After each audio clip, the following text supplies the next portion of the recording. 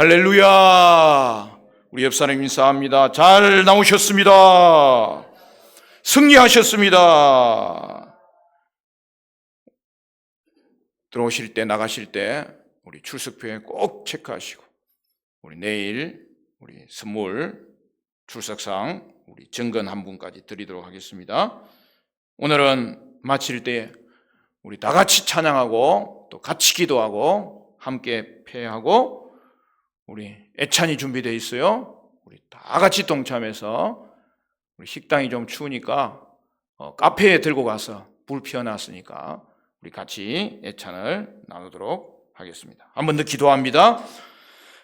한 주간도 말씀과 기도에 은혜 주시니 감사합니다. 하나님의 긍휼과 자비하신 은혜에 감사합니다. 우리를 새롭게 하실 하나님께 감사합니다. 임민철 목사님, 핫선자 사모님, 교회 매각을 속히 이루어 주옵소서. 교회의 모든 문제가 주님의 뜻대로 이루어지게 하옵소서.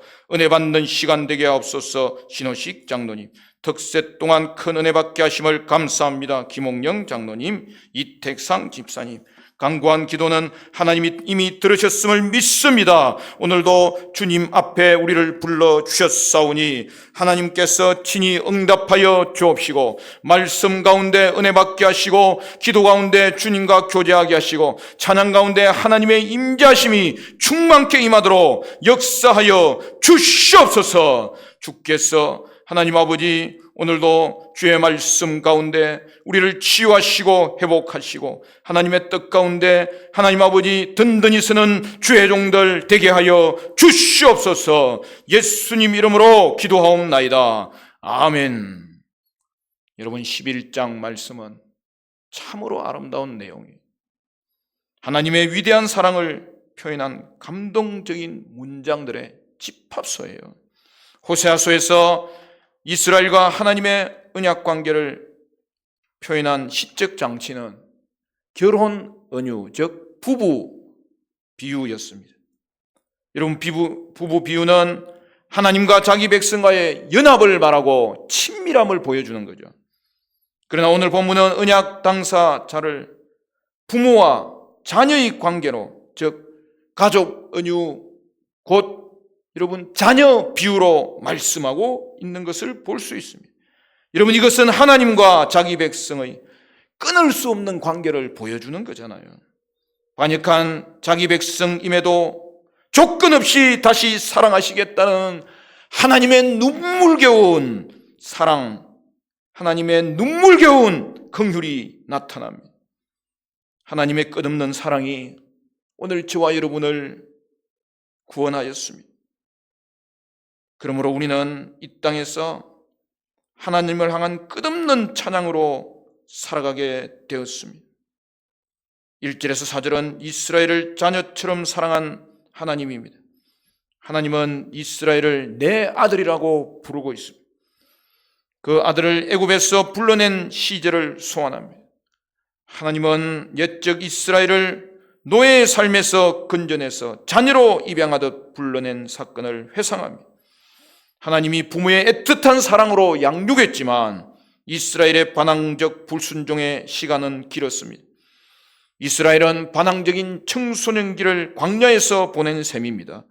출애굽 이후 반역과 불평의 40년 세월을 다룬 이야기가 민수기에 고스란히 기록되어 있잖아요.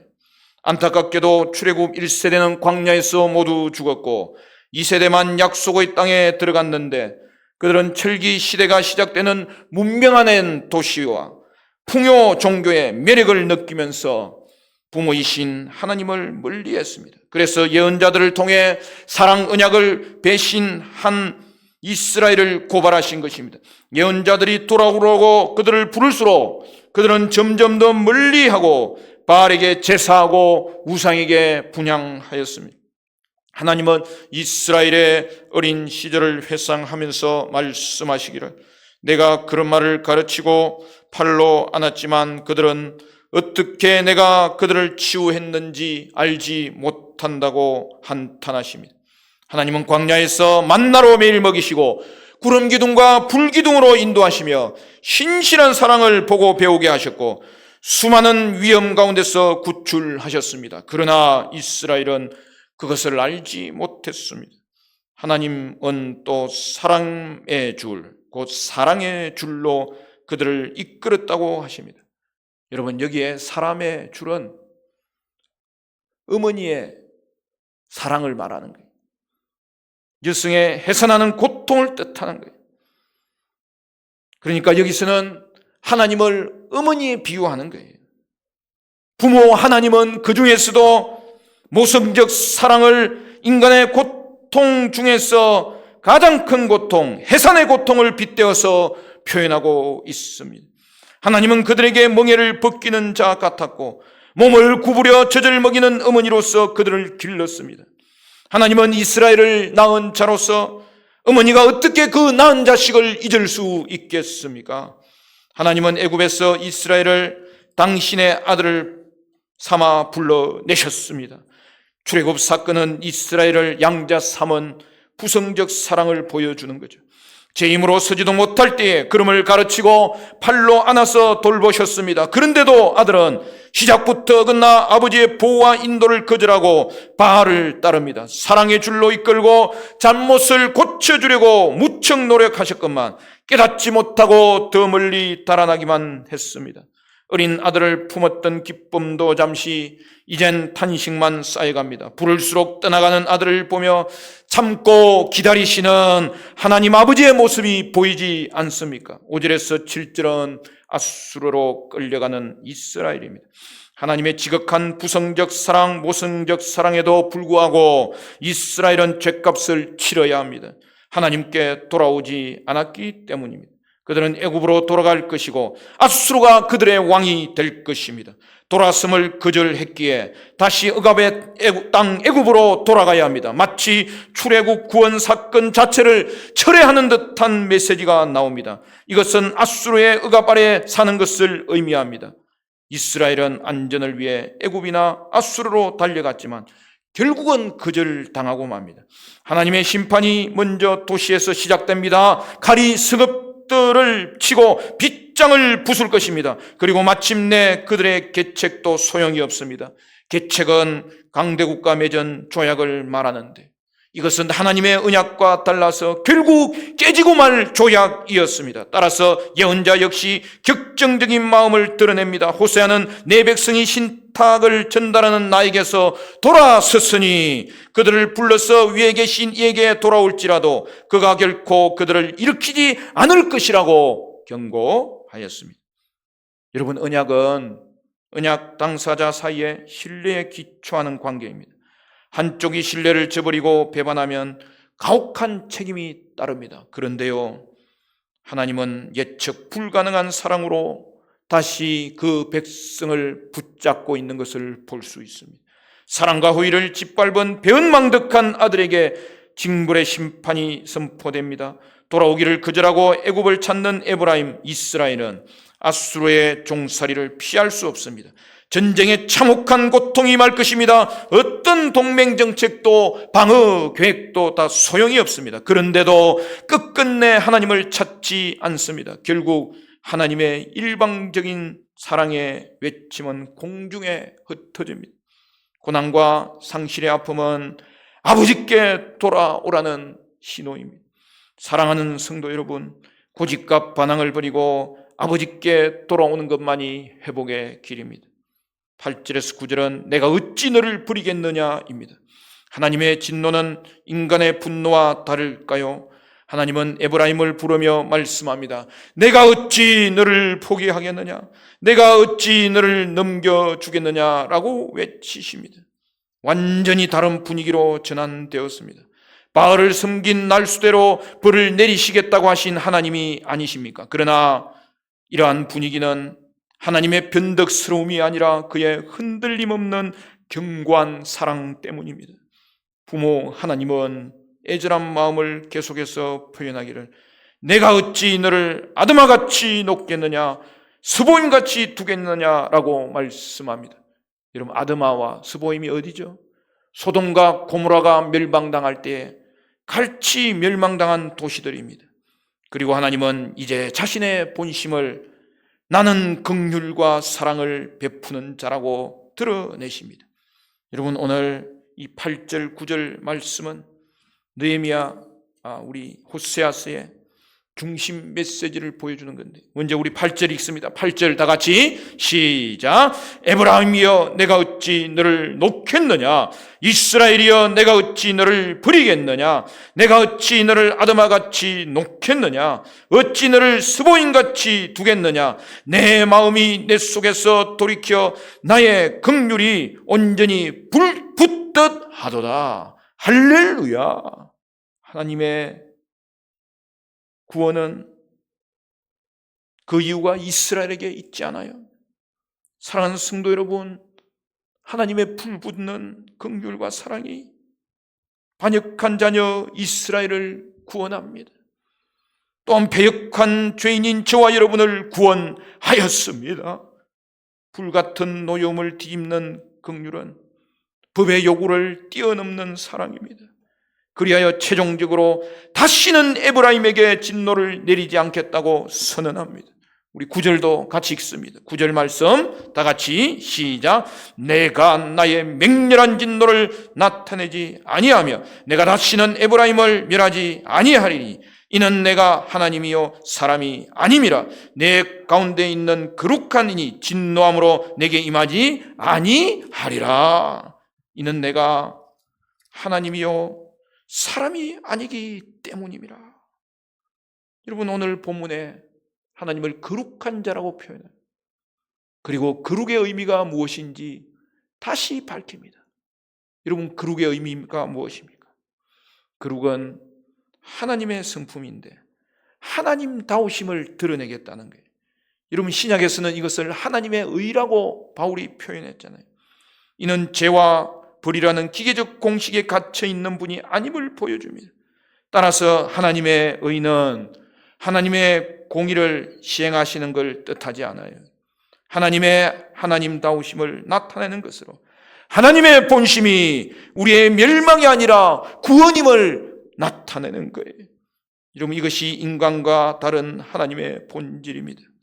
변덕스러운 인간에게 맡겨 놓았다면 언약은 벌써부터 파기되었을 것이지만 하나님은 하나님다우심으로 그의 언약을 신실하게 지키셨기 때문에 하나님과 우리의 언약은 보존되었습니다.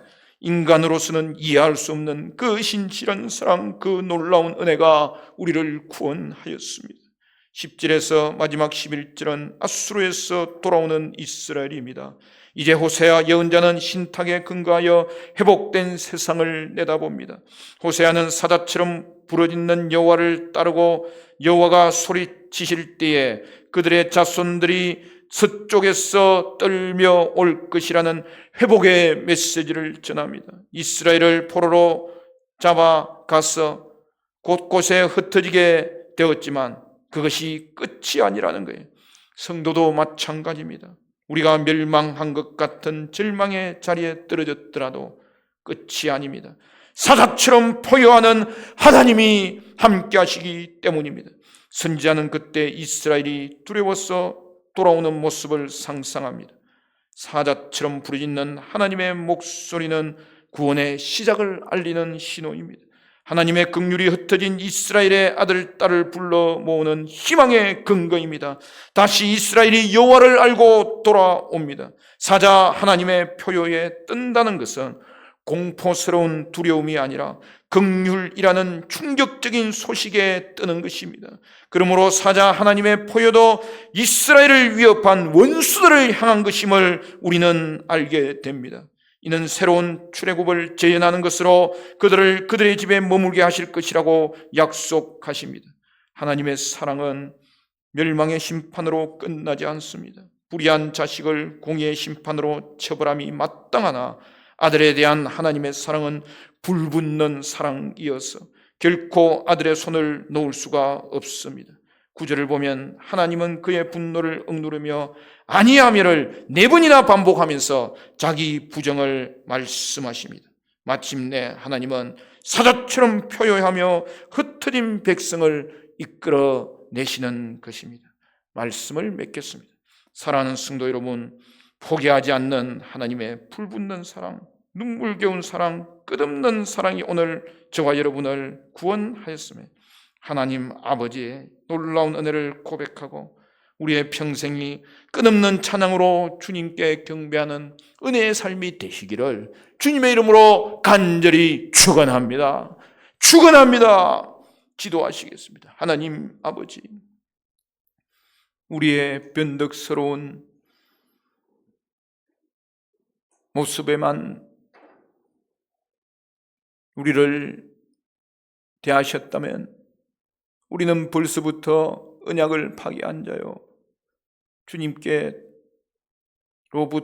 돌아서 버린 자이지만 하나님이 신실하시고 하나님이 긍휼이 많으시고 하나님이 은혜가 많으시고 하나님 아버지 주님의 사랑이 끝이 없음으로 말미암아 그 언약을 보존하심으로 오늘 우리가 주님 앞에 구원받은 백성 되게 하심을 감사합니다.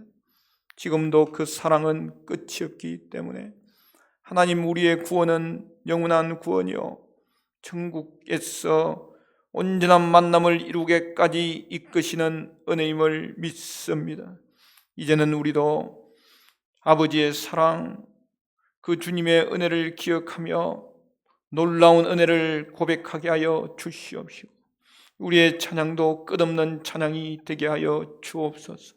우리 화정충현교회는 주님의 놀라운 은혜를 고백하며 감사하며 끝없는 찬양을 올려드리는 공동체로 쓰임받게 하여 주시옵소서.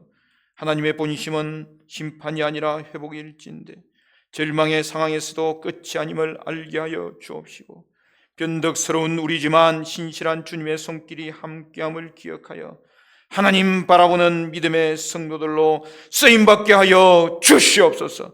주께 영광 돌립니다. 예수님 이름으로 기도하옵나이다. 아멘.